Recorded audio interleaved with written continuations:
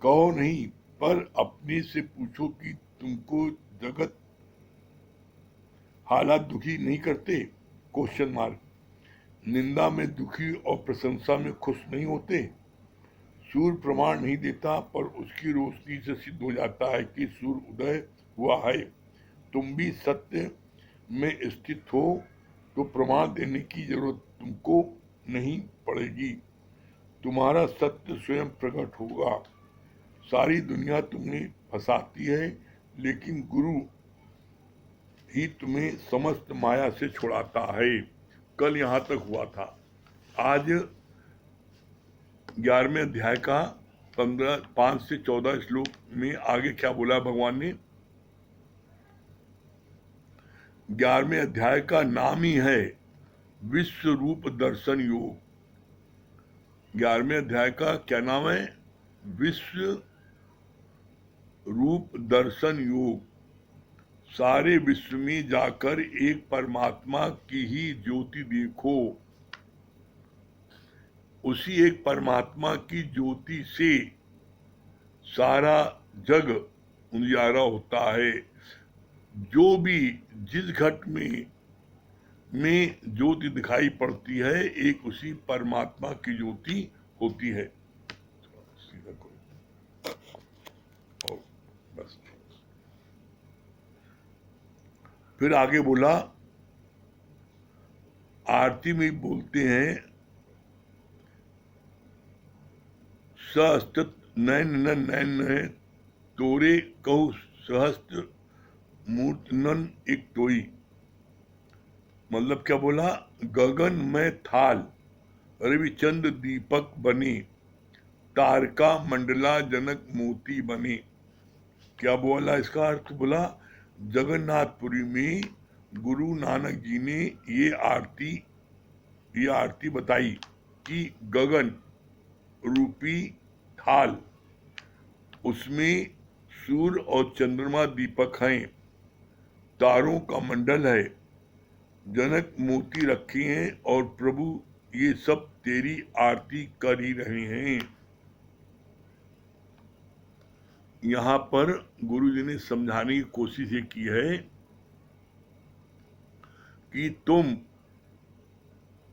आरती उतारते हो एक थाली में लेकर भगवान की, दीपक जला करके, थोड़े फूल रखते हो, चावल रखते हो और आरती उतारते हो। अरे उस परमात्मा की निराकार की आरती तो 24 घंटे हो रही है। कैसे हो रही है? गगन में थाल, आकाश जो है वो थाल है, और चंदा सूरज उसकी आरती है, और तारे जो है सब तारे सितारे ये सब जो है उसके फूल मालाएं हैं, सब सब वो सारी 24 घंटे उसकी आरती स्वतः हो रही है। तुम आरती क्या उतारोगे? तो ये गुरु नानक साहब ने ये बात बोली जगन्नाथपुरी में। आगे क्या बोला? जगत में नाना प्रकार के वर्ण और आकृतियां हैं, पर सब धारण करने वाला भगवान है। ऐसा देखो तो तुम्हें खुशी आएगी। कितना क्लियर किया भगवान ने। जगत में जो भी आपको दिखाई पड़ रहा है वो स्वयं भगवान ने धारण किया है। ऐसा देखोगे तो तुम्हारे को खुशी आएगी, और ऐसा नहीं देखोगे तो तुम दुखी सुखी होगे। आगे बोला, संत को राजा ने एक महल बना दिया। इसी बात को प्रमाणित करने के लिए ये उदाहरण पेश किया जा रहा है। क्या उदाहरण पेश किया जा रहा है? बोला, राजा को संत ने एक महल बना दिया, उसमें चारों ओर भिन्न प्रकार के शीशे लगा दिए, बीच में तखत डाल दिया जिस पर राजा बैठा था। फिर उन शीशों में वो ही राजा कहीं पतला, कहीं मोटा, कहीं लंबा, कहीं नाटा, कहीं छोटा दिख रहा था।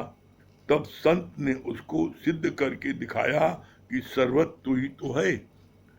विभिन्न प्रकार के शीशे थे जिसमें व्यक्ति वही है, लेकिन वो व्यक्ति किसी में बड़ा लंबा दिखाई पड़ रहा है, किसी में नाटा है, किसी में छोटा है, किसी में बहुत मोटा है, किसी में बहुत पतला है, विभिन्न रूप।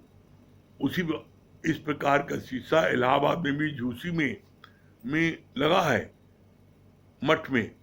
वहां पर आप जाके देखो कमरे में, तो शीशे सब तरफ हैं, और उसमें आप ही कहीं लंबे हैं, कहीं मोटे हैं, कहीं नाटे हैं, कहीं छोटे हैं, कहीं बहुत पतले हैं, दिखाते हैं। तो व्यक्ति वही है, लेकिन उसमें दिखता अनेक रूपों में। तो यही बात संत ने राजा को फिर समझा करके बताया। फिर क्या बोला?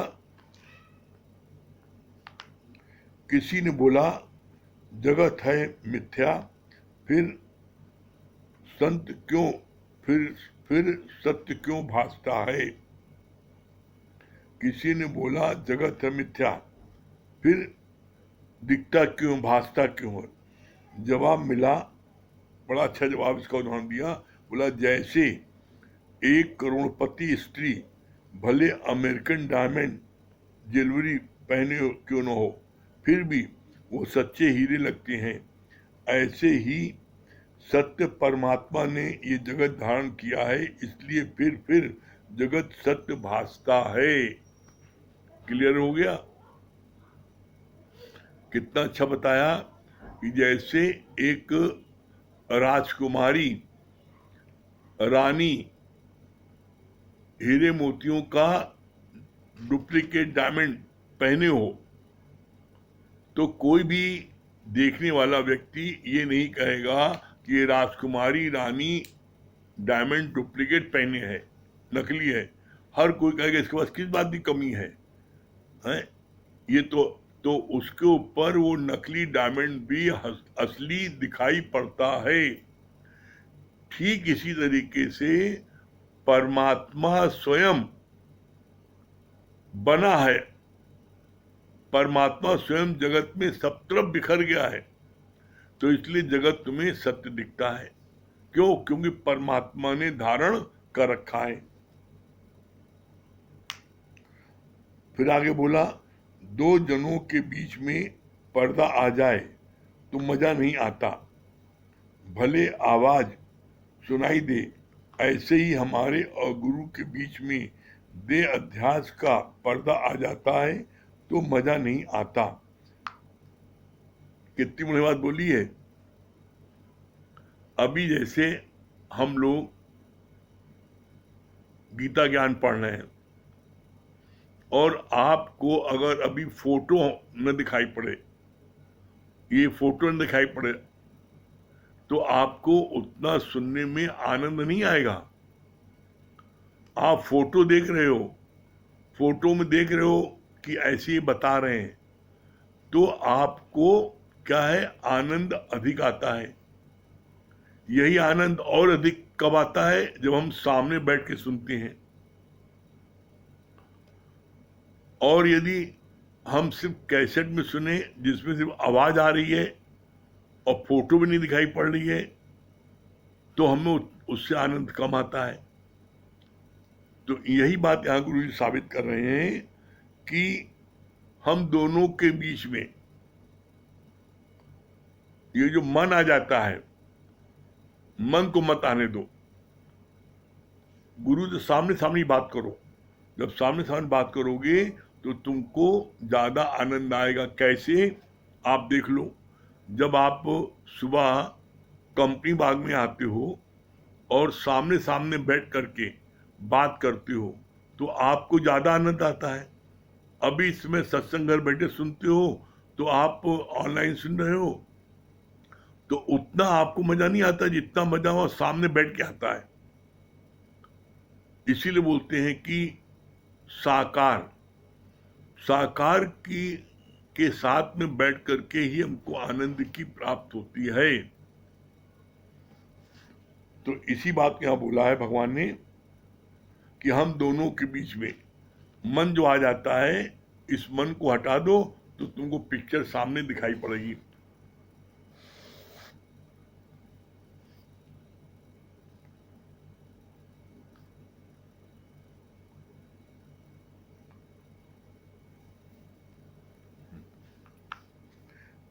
बोला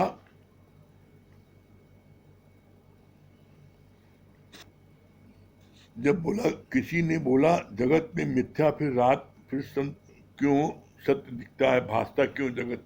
जवाब मिला जैसे एक करोड़पति स्त्री भले अमेरिकन डायमंड ज्वेलरी क्यों न पहने फिर भी वो सच्चे हीरे लगते हैं, ऐसे ही सत्य परमात्मा ने ये जगत धारण किया है, इसलिए फिर जगत सत्य भासता है।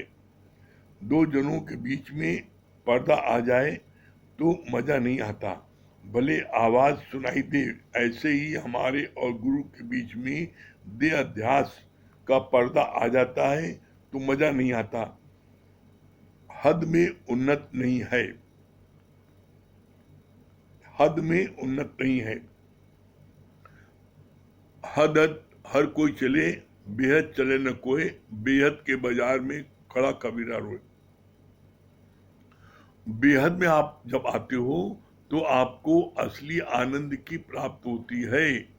आप सिर्फ अपने दो चार वही बेटा बेटी के साथ में रह रहे हो, उनके साथ उठ रहे बैठ रहे हो, तो आपको उनसे इतना मोह जाता है और वो एक दूसरे को देखते देखते आपको वो सुख तो मिलता है, आनंद नहीं मिलता।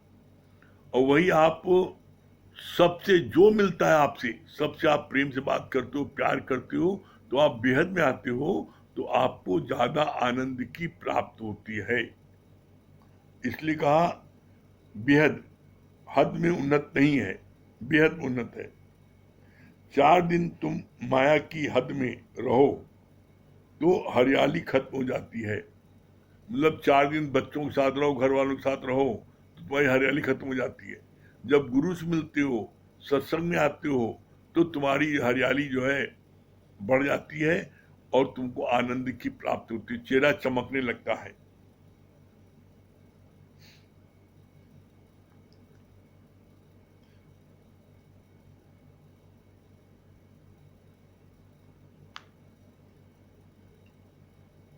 हाँ बोला 4 दिन तुम माया की हद में रहो तो हरियाली खत्म हो जाती है, पर गुरु हमें बेहद मिले जाता है तो हम सदैव हरे भरे रहते हैं।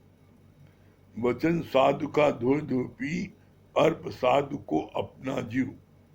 अब यहाँ भी देखिए जो लिखा है, इसीलिए बोला जो कुछ भी लिखा है गीता में, रामायण में, भागवत में, उसको गुरुमुख से समझो। अगर गुरुमुख से तुमने नहीं समझा तो अर्थ का अनर्थ हो जाएगा। जैसे यहाँ पर लिखा ना, यहाँ पर लिखा चरण साधु का धो धो पी, अर्प साधु को अपना जीव। तो गुरु जी ने यहाँ पर चरण को काट के वचन लिखा, क्यों?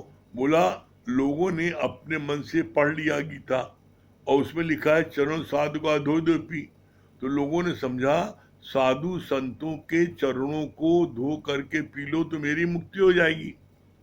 तो उनके गंदे संदे मैले पैर को धो करके पिया, सबको जो है पथरी हो गई। यहां बोला गुरु ने क्या है, चरण माने होता है वचन। संस्कृत में पैराग्राफ को बोलते हैं प्रथम चरण, द्वितीय चरण, तृतीय चरण। तो सीधा सीधा अगर लिख देते कि वचन साधु का धो धो पी, तो ऐसी गलती न होती। लोग जो है साधु संतों को पैरों को धोकर न पीते, उनको पथरी न होती। लेकिन लिखा है चूंकि गीता में चरण साधु का धो धो पी, तो गुरु जी ने उस लाइन को काट करके लिखा वचन साधु का धो धो पी। लेकिन फिर भी गुरु से के मुख्य हम जब अर्थ समझते हैं तो हमसे गलती नहीं होती, और तो नहीं समझते तो गलती होती है पुनः पुनः। दूसरी गलती क्या होती है? बोला अर्प साधु को अपना जीव। तो महिलाएं क्या समझती हैं, साधु संतों को अपने शरीर को भेंट कर दो तो मेरी मुक्ति हो जाएगी, और अपने शरीर को भेंट कर देती हैं, जिससे व्यभिचार पैदा होता है। तो यहाँ पर गुरु ने इसका सही अर्थ क्या बताया? कहा इसका सही अर्थ है अर्प साधु को अपना जीव, मतलब जीवन है जीव भाव, अपना अहंकार दो। तो अपना अहंकार देना जो है वो बड़ा कठिन लगता है, शरीर देना बड़ा सरल लगता है। तो अपने शरीर को उन्होंने साधु संतों के आगे अर्पण कर देती हैं और फिर वहां पर गंदगी फैलती है, व्यभिचार होता है। तो बोला नहीं, जब हम गुरुमुख से सुनते हैं, गुरुमुख हमको समझाता है कि अपने अहंकार को गुरु को दो। और भगवान का भोजन अहंकार, हम जो अपने अहंकार को दे देती हैं तो मेरे अंदर में नम्रता भाव आ जाती है। और नम्रता जब आ जाती है तो बोला नम्रता वाला कभी नहीं मरता। फिर आगे बोला, हंसता हुआ आदमी और दौड़ता हुआ घोड़ा कभी बीमार नहीं पड़ता। समझ लो, सुन लो ध्यान से। हंसता हुआ आदमी और दौड़ता हुआ घोड़ा कभी बीमार नहीं पड़ता। इसलिए बार बार कहा जाता है कि सुबह कंपनी बाग में 8 बजे वहां पर आ जाओ तो तुम्हारे को सब चीज मिल जाएगी। क्यों? बोला वहां पर तुमको जो ब्रह्म ज्ञान मिल जाएगा, लाफिंग क्लास भी मिल जाता है, एक्सरसाइज भी आती है, तो तन की भी तंदुरुस्ती बन जाती है और मन भी चंगा हो जाता है। तो यहाँ पे बोला कि हंसता हुआ आदमी, जब वहां पर आप आते हैं तो वहां रोज लाफिंग क्लास भी होता है, सबको हंसाया जाता है, खूब हंसते हुए पेट में दर्द होने लगता है हंसते हंसते। तो बोला हंसता हुआ आदमी और दौड़ता हुआ घोड़ा। दौड़ता हुआ घोड़ा मतलब आप जब एक्सरसाइज करते हैं, आ रहे हैं जा रहे हैं कंपनी में वॉक कर रहे हैं, दौड़ता हुआ घोड़ा कभी बीमार नहीं पड़ता। लोगों की बड़ी गलत फहमी है। गलत फहमी क्या है? हम वहां पर अपना 1 घंटा 2 घंटा जा करके समय क्यों खराब करें? मत करो समय खराब। वो 2 घंटा तुम जो जाते हो तो डॉक्टर को वहां 6 घंटे लाइन लगा के बैठने से बच जाते हो। शरीर अगर तुम्हारा स्वस्थ रहता है, नहीं तो पैसा भी खर्च करो, 6 घंटे डॉक्टर में आके बैठो भी, और क्या है, खाना पीना भी नहीं खाओ, कमजोरी रहे, दिन भर मायूसी रहे, सुस्ती रहे, वो ज्यादा अच्छा है कि तुम 2 घंटे पहले अपने तन और मन की तुमने जो है खुराक ले ली, तो बाकी तुम्हारे 22 घंटे अच्छे हैं। ये अच्छा है कि तुम्हारे 22 घंटे खराब रहे और 2 घंटे तुम वहां ना हो। ये आप सोचने का विषय है। आप सोचो, आपको अच्छा लगे। आपको अपने शरीर से, और शरीर को आज सुबह भी बोला गया है, शरीर जो है अहो अहो माया है। जगत तो माया है, सत्संगी अहो माया है, और शरीर अपना जो है अहो की अहो माया है। शरीर आपका खराब हो गया, कहीं से अंग भंग हो गया, तो आपको पैर में फ्रैक्चर हो गया, टूट गया, तो आप अपने लंगड़े पैर को लेके घसीटते हुए चलोगे, बैसाखी लेके चलोगे। पेट में दर्द हो गया, सिर में दर्द हो गया, तो आप अपने पेट को, सिर को अपने साथ लादे हुए चलोगे, घसीटते हुए। दिन भर लेटे रहोगे, दिन भर सुस्त रहोगे। ये अच्छा लगता है तो करो, अच्छा है ये। हम जानते हैं कि 100% बात तभी नहीं मानते, मुश्किल से मानते हैं 20% लोग, 80% लोग नहीं मानते और भुक्तभोगी होते हैं। तो इसीलिए गुरुजी उनके लिए बोलते हैं, चलने में दूध दुए कर्मन करो, चलने में दूध दू रहे हो और कर्म करो रहे हो। अरे भाई, जब आप सुबह की फ्रेश ताजी हवा नहीं लोगे, ऑक्सीजन नहीं लोगे, एक्सरसाइज नहीं करोगे, लाफिंग क्लास नहीं लोगे, तो तुम्हारे शरीर में बीमारी तो आनी ही है। और जब शरीर बीमार होगा तो तुम्हारा मन कहीं नहीं लगेगा। अभी तुम शरीर से उपराम नहीं हो गए हो, इतने ब्रह्मज्ञानी नहीं बन गए हो कि शरीर का कष्ट तुमको न लगे। तो शरीर कष्ट लगेगा तो ज्ञान ध्यान सब चला जाएगा। ऐसे में सबसे पहले आप अपने शरीर को स्वस्थ रखो, और स्वस्थ रखोगे तो आप 10 की सेवा कर सकते हो। और शरीर को स्वस्थ रखने के लिए बहुत सुंदर उपाय है, सरल उपाय है। ये हम जीवन में करते हैं, आप करोगे तो आपको भी शरीर आपका स्वस्थ रहेगा और आपको बड़ा आनंद आएगा।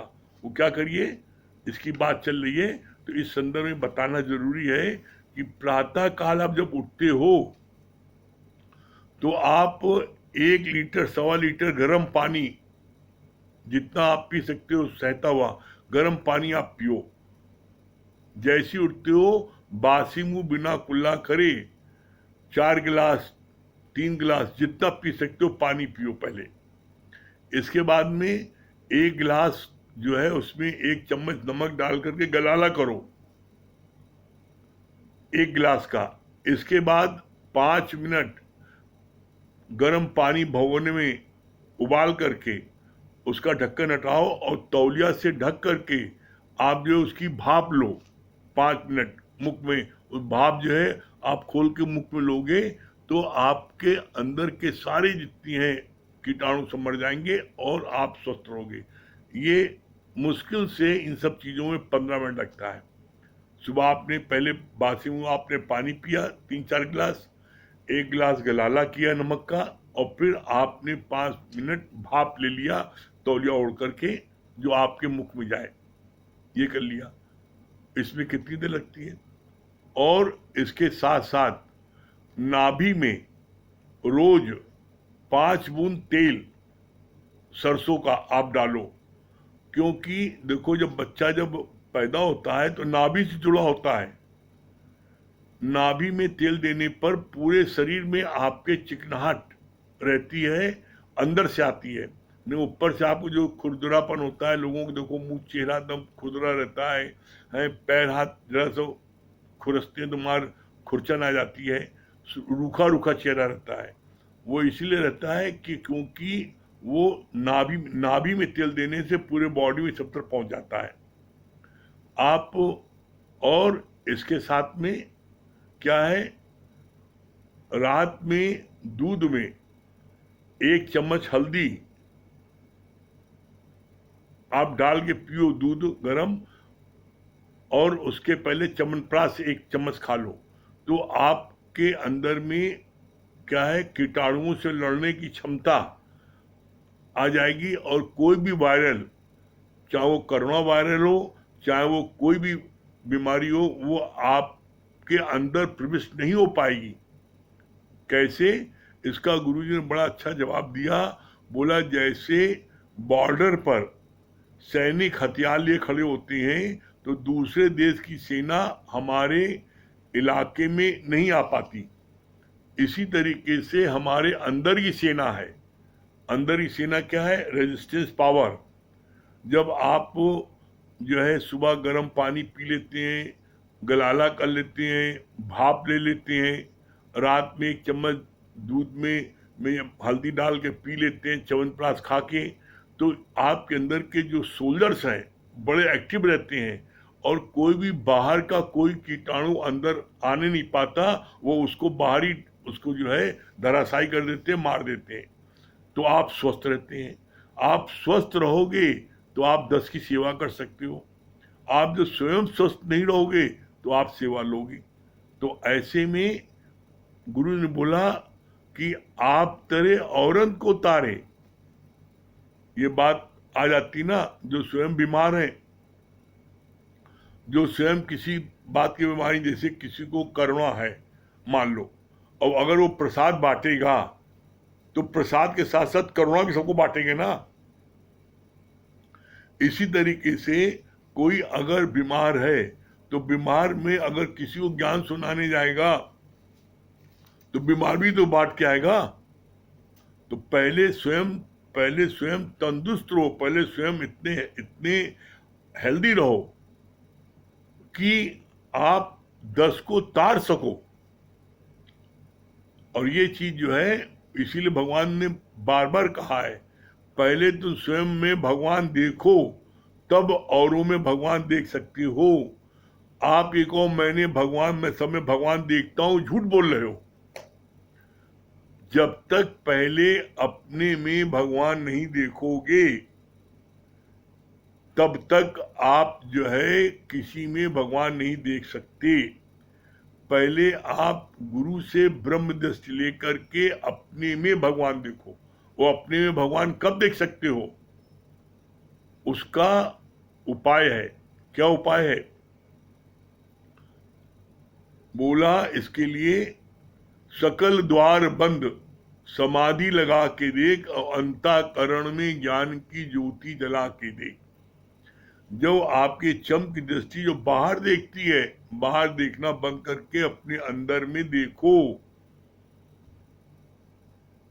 अपने अंदर में जब देखोगे और गुरु के ज्ञान की ज्योति जल जाएगी तो देखोगे अंदर में कितना विकार भरे हैं, कितने विषय भरे हैं, कितने राग द्वेष भरे हैं। तो आप उसको सफा करने में लग जाओगे। जब आप कहीं बाहर से आते हो अपने घर में, और घर में जब आते हो लाइट जलाते हो तो देखते हो कितनी गंदगी है, तो आप कहते हो अभी हम कुछ भी नाश्ता पानी खाना नहीं करें, पहले हम सफाई कर लें। तो आप जब गंदगी देखते हो प्रकाश में तभी तो सफा करते हो। जब तक आप घर के बाहर थे तो आपने घर में गंदगी नहीं देखा। इसी तरीके से आप इन चम की दृष्टि से जब तक बाहर देखोगे तो अपने घर में नहीं देख पाओगी। तो बाहर देखना बंद करो, अपने अंदर में झांकोगे तो तुमको जो गंदगी नजर आई उसको साफ करोगे, तभी तुमको परमात्मा का अनुभव होगा। कैसे? बोला अपने मन की करो सफाई और तभी देगा प्रीतम दिखाई। परमात्मा तुमको क्यों नहीं दिखाई पड़ता? बोला भोगी हृदय उदास और योगी हृदय क्या है? उसको जो योगी है उसके हृदय में जागृत है, और जो भोगी उसके हृदय में उदास है। मतलब क्या है? उसके ऊपर में विकारों का, विषयों का उसके ऊपर पर्दा पड़ा है, इसलिए उसके अंदर से वो परमात्मा दिखता नहीं है। कैसे नहीं दिखता? इसका और सरल तरीका गुरु ने बताया। जैसे सूर्य निकला है और आपके घर पर छत पर दीवार पर सूर्य का प्रकाश आ रहा है, तो आपको पता है कि सूर्य निकला है, लेकिन वही आपके छत पर शीशा लगा है, उस शीशे में सूर्य आपको साफ साफ दिखता है।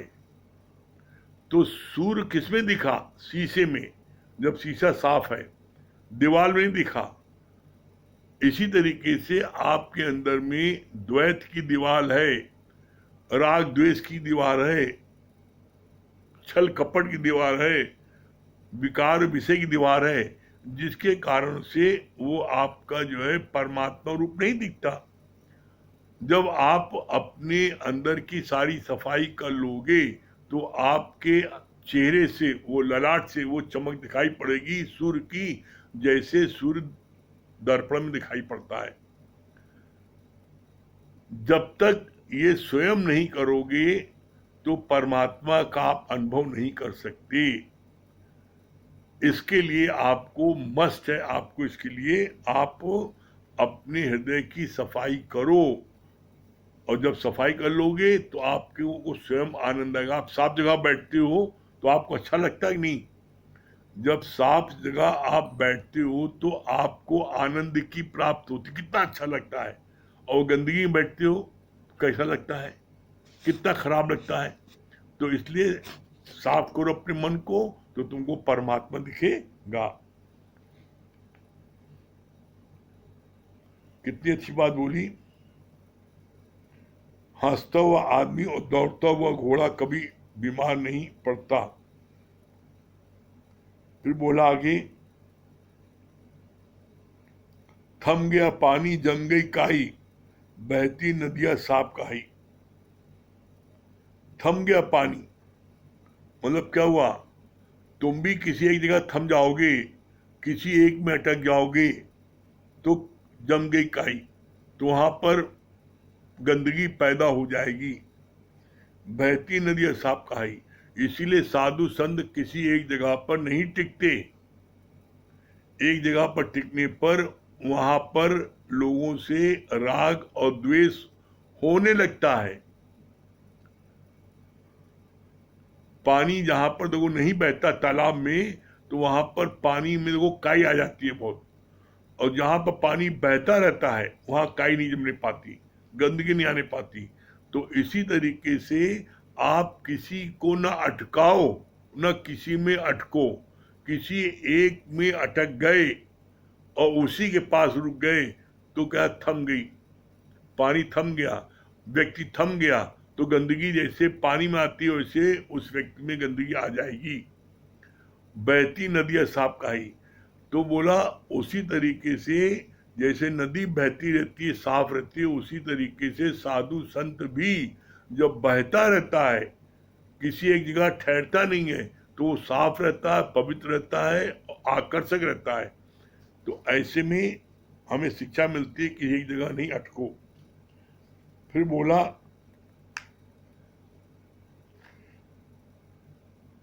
जब तुम हर रूप परमात्मा का करके जानोगे तो बीच से तुम गुम होते जाओगे। कितनी सुंदर बात बोली है।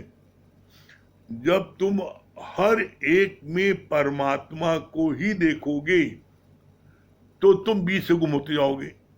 हर एक में परमात्मा है, मेरा ही सब रूप है। जब मेरा ही सब रूप है तो हम कहाँ हैं? द्वैत में लड़ाई झगड़ा वैमनस्य, सारी चीजें द्वैत में है। जब अद्वैत में आ गए, अद्वैत का ज्ञान हम सुनते हैं तो अद्वैत में आ गए, वही एक परमात्मा सब जगह है। ऐसा हम देखेंगे जैसा कि संत ने राजा को साबित करके दिखाया। कमरे में ले गया और चारों तरफ शीशा उससे लगा दिया और राजा को बैठा दिया, और उस राजा को बोला इसमें कमरे में कौन है? सब शीशे में जितने शीशे थे, किसी में वो बड़ा लंबा दिखाई पड़ा था, किसी में एकदम छोटा दिखाई पड़ा था, किसी में बहुत मोटा दिखाई पड़ा था, किसी में पतला दिखाई पड़ा था। सारे रूप उसी थे। का मैं ही तो हूं, यही फार्मूला याद रखो, मैं ही तो हूं, जहां भी जाओ मैं ही तो हूं। जब ये रखोगे तो बीच में तुम कहाँ है? एक वही परमात्मा है। ये सोच हमको हमेशा आनंद में रखेगी। किसी से हम द्वेष नहीं कर पाएंगे। करके देखो, और अगर आपको इसको बोलते हैं परमानेंट हैप्पीनेस, आपको परमानेंट हैप्पीनेस न मिले तब कहना, ठीक है? हाँ मुकेश भैया, मुकेश भाई। हाँ, बहुत अच्छी बात लगी। इस समय जब हम मैं ही हूँ ये, और फिर सबने अपनी मैं अपने आप गायब हो मुकेश भैया जाती है। क्या बोल रहे हैं? बहुत अच्छी बात लगी कि सब में मैं ही तो हूँ। जब ये भाव रखते हैं तो सबसे ऑटोमेटिक प्यार होने लगता है, राग द्वेष अपने आप खत्म हो जाता है। हाँ तो ये सबसे मजबूत भाव है, और ये भाव हमको रोज गुरु यहाँ पे देता है। हाँ और बहुत अच्छी बात लगी कि जैसे दौड़ता हुआ घोड़ा और हंसता हुआ आदमी कभी बीमार नहीं होता। हाँ तो अगर हम लोग डेली आपके सानिध्य में जो हाँ मुकेश भैया भजन सुना आपके दीजिए। सानिध्य में जो हाँ मुकेश भैया वो वाला भजन सुनाइए, है ना? ज्ञान में क्या क्या मिलता है, हाँ इस ब्रह्म ज्ञान में क्या क्या, जो इसमें ब्रह्म ज्ञान को रोज लेगा उसे क्या क्या मिलेगा। Yes yes. शांति मिले सत्संग से, मुक्ति मिले सत्संग से, शांति मिले सत्संग से, मुक्ति मिले सत्संग से। तू भी आके रंग जा रंग में, तू भी आके रंग जा रंग में, ओए तू भी आके रंग जा रंग में, तू भी आके रंग जा रंग में। शांति मिले सत्संग से, मुक्ति मिले सत्संग से। एयरफोन अपने पास में ले लो मुक्के, मुकेश भैया एयरफोन अपने पास ले लो। करने में जैसे मिठाई, ईयरफोन ऊपर ले लो। दूध में हाँ, ये माखन छिपा है जैसे, वेरी गुड। गन्ने में जैसे मिठाई, फूलों में जैसे इत्र छिपा है, सत्संग में राम सदाई। फूलों में जैसे इत्र छिपा है, सत्संग में राम सदाई। हो जैसे नशा छिपा है भंग में, हो जैसे नशा छिपा है भंग में। तू भी आके रंग जा रंग में, तू भी आके रंग जा रंग में, ओए तू भी आके रंग जा रंग में। शांति मिले सत्संग से, मुक्ति मिले सत्संग से। बचपन बीता आई जवानी, जोश में होश को खोया। बचपन बीता आई जवानी, जोश में होश को खोया। फिर आए जब तन पे बीमारी, देख बुढ़ापा रोया। फिर आए जब तन पे बीमारी, देख बुढ़ापा रोया। हो प्रेमी रहे सदा ही उमंग में, हो प्रेमी रहे सदा ही उमंग में। तू भी आके रंग जा रंग में, तू भी आके रंग जा रंग में, ओए तू भी आके रंग जा रंग में। शांति मिले सत्संग से, मुक्ति मिले सत्संग से। सारी उमरिया माया में गवाई, कब तू राम जपेगा। सारी उमरिया माया में गवाई, कब तू राम जपेगा। खाली हाथ चलेगा एक दिन, सब कुछ यही रहेगा। खाली हाथ चलेगा एक दिन, सब कुछ यही रहेगा। हो कोई चले न तेरे संग में, हो कोई चले न तेरे संग में। तू भी आके रंग जा रंग में, तू भी आके रंग जा रंग में, ओए तू भी आके रंग जा रंग में। शांति मिले सत्संग से, मुक्ति मिले सत्संग से। सतगुरु ब्रह्मा विष्णु शंकर, सबका भाग विधाता। सतगुरु ब्रह्मा विष्णु शंकर, सबका भाग विधाता। सतगुरु से ही बंधा हुआ है जन्म जन्म का नाता। सतगुरु से ही बंधा हुआ है जन्म जन्म का नाता। हो जैसे डोर बंधी है पतंग से, हो जैसे डोर बंधी है पतंग से। तू भी आके रंग जा रंग में, तू भी आके रंग जा रंग में, ओए तू भी आके रंग जा रंग में, तू भी आके रंग जा रंग में। शांति मिले सत्संग से, मुक्ति मिले सत्संग से। हम सब आके रंग गए रंग में, हम सब आके रंग गए रंग में, ओए हम सब आके रंग गए रंग में। हम सब आके रंग गए रंग में, हम सब आके रंग गए रंग में। वेरी गुड, बहुत सुंदर। हाँ, केशवानी भैया नैनी के अकाउंटेंट साहब,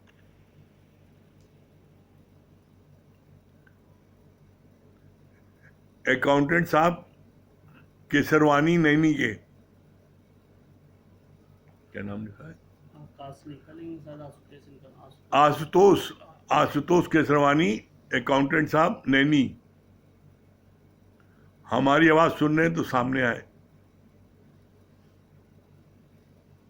दूसरे बुला नहीं सुन रहे।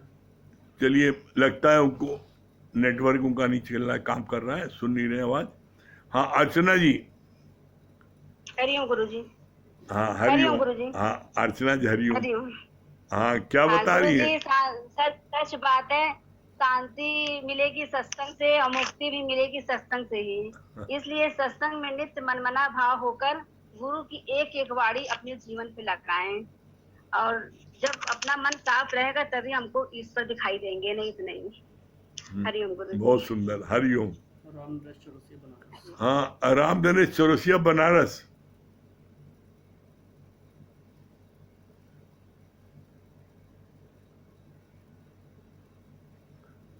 राम नरेश चौरसिया जी बनारस।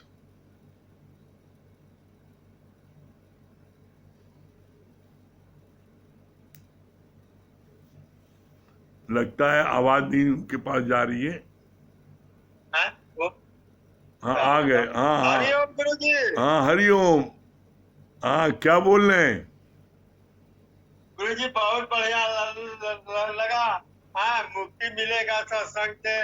हाँ बहुत अच्छा लगता है। बहुत अच्छा लगता है। हम तो आनंद सुबह शाम अपना लेते रहते हैं। वेरी गुड, बहुत बढ़िया। और हाँ गुरुजी। आप तो लेते हैं और आपकी पार्टनर जो है वो लेती ही नहीं। अब अब अब 33 का हुआ कि नहीं अभी तक आंकड़ा, कि वही 63 का है? हैं 36 हो गया, 33। गुरुजी बाबू आजकल हमारा सत्संग सुनता है। अच्छा वेरी गुड, बहुत बढ़िया। हाँ भगवान हमारे बैठते हैं। वेरी गुड, बहुत आज सुंदर, सो गए हैं, नहीं तो आगे बैठते हैं। बहुत सुंदर। हाँ कुछ लिखने उखने नहीं देते हैं, बहुत वही बढ़िया। बैठे रहते हैं। हाँ होम मिनिस्ट्री क्या बोल रही है? आपकी होम मिनिस्ट्री क्या बोल रही है? हरिओम गुरुजी। अच्छा लगा हरिओम। कि सत्संग से हमको मुक्ति मिलेगा। हैं बोला हाँ सत्संग से मुक्ति मिलेगी, ये जान गई ना, सत्संग से मुक्ति मिलेगी। वेरी गुड, बहुत बढ़िया। हाँ पवन भैया, पवन भैया दारागंज।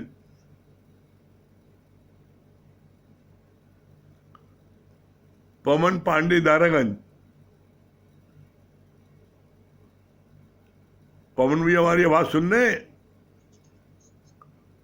लगता है उनको आवाज आ रही है गुरुजी? हैं। हाँ आ रही आवाज, बोलिए। आप आ रही है? हाँ हाँ आप बोलिए तो आ जाएंगे आप। हाँ गुरुजी सब बहुत अच्छा लगा। गुरुजी बहुत अच्छा लगा कि ज्ञान शांति और सत्संग में बहुत मिलता है। हाँ बहुत सुंदर। हाँ मिनी मालविया जी। हाँ हाँ हाँ मिनी मालविया जी क्या बोल रही है?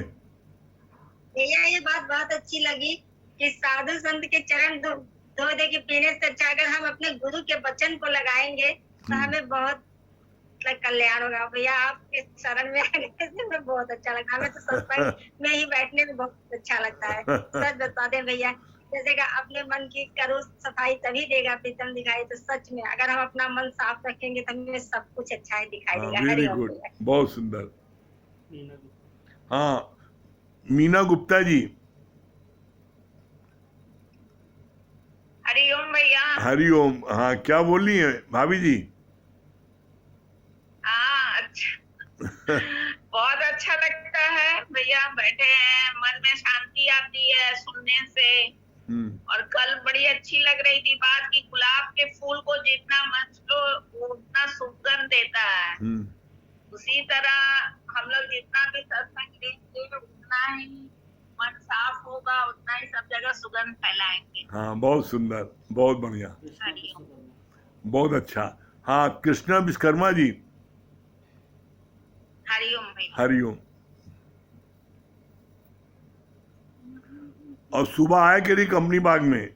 अच्छा भाभी जी सुबह कंपनी बाग में आई है कि 8 बजे? कृष्णा जी क्या नाम? कृष्णा विश्वकर्मा जी। हाँ गुरु जी, हरिओम। हाँ हरिओम, क्या बोल रहे हरिओम हैं? गुरु जी। हाँ, क्या बता रहे बहुत हैं? अच्छा आपने बताया कि सुबह सुबह अगर आदमी उठता है हम्म, तो अपनी इच्छा अनुसार जो गर्म पानी पीता है, इससे इससे कोरोना वाली बात भी और शरीर की बहुत बढ़िया हिफाजत होता है। हाँ और इससे आदमी का जो है सवेरे का बिल्कुल वातावरण अच्छा हो जाता है। हाँ, ये बहुत चीज आपने जो बताया बहुत अच्छा लगा। अच्छा, बहुत सुंदर। हरिओम हाँ गुरु जी। हरिओम भैया। हाँ राकेश नागर भैया, ये छोटे प्रभु जी, हरिओम। हरिओम बेटा, हरिओम हरिओम हरिओम हरिओम भाई। हाँ राकेश नागर भैया, हाँ प्रणाम भैया। प्रणाम भैया प्रणाम। क्या बोल रहे राकेश भाई?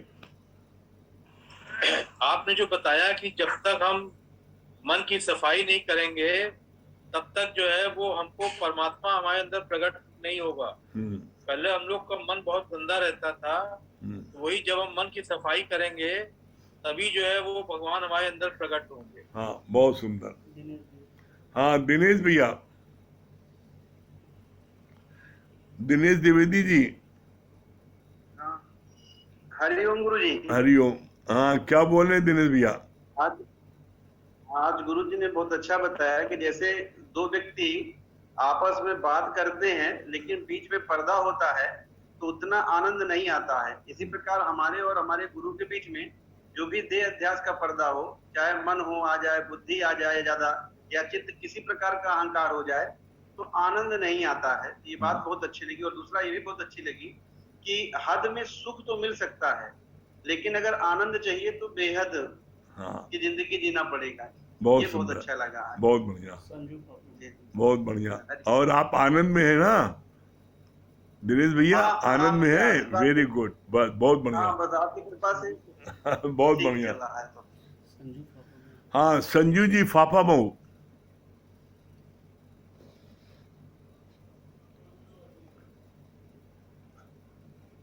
ब्यूटी पार्लर संजू जी फाफा मऊ।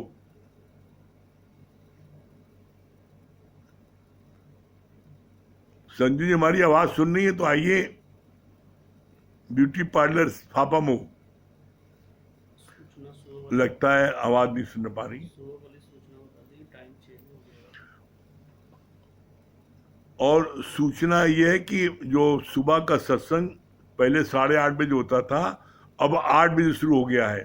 सुबह का सत्संग 8 बजे शुरू हो गया है, तो हम लोग 7:30 बजे पहुंचते हैं, पहले योगा एक्सरसाइज करते हैं और तब सत्संग होता है, उसके बाद भी करते हैं योगा एक्सरसाइज। तो सुबह का सत्संग 8 बजे से है कंपनी बाग में। जो भी आना चाहे आ सकते हैं, सबका वेलकम है। हाँ संजू जी फाफा मऊ।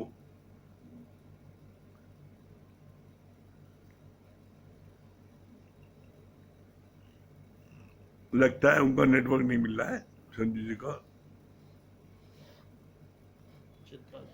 हाँ चित्रा जी, चित्रा जी। हरिओम गुरुजी, हाँ हरिओम। हरिओम। हाँ हाँ, हरिओम क्या गुरुजी। क्या बता रही हैं? बहुत अच्छा लगता है जब साकार गुरु से हम ज्ञान सुनते हैं तो आनंद की प्राप्ति होती है। गुरु से मिलते हैं तो जीवन जा जाते हैं गुरु जी। हाँ नरेंद्र ये क्या बोल रहे हैं? बहुत अच्छा लगता हाँ है। नरेंद्र भाई दिखाई पड़ रहे हैं आज, क्या बोल रहे हैं? हरिओम। हरिओम, क्या बोल रहे हैं नरेंद्र भाई? क्यों?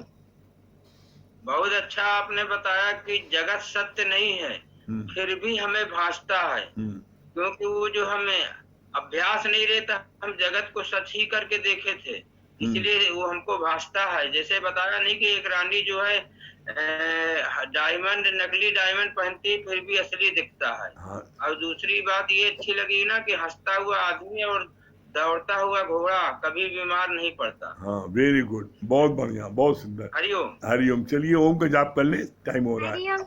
हरिओम।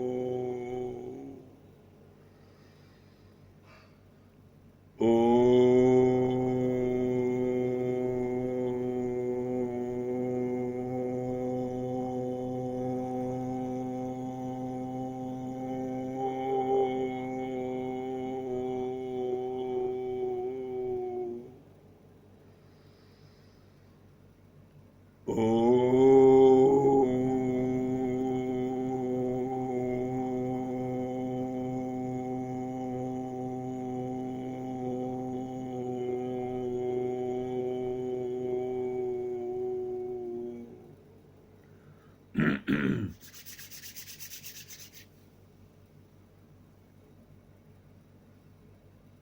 प्रेमियों को हरिओम, राम राम।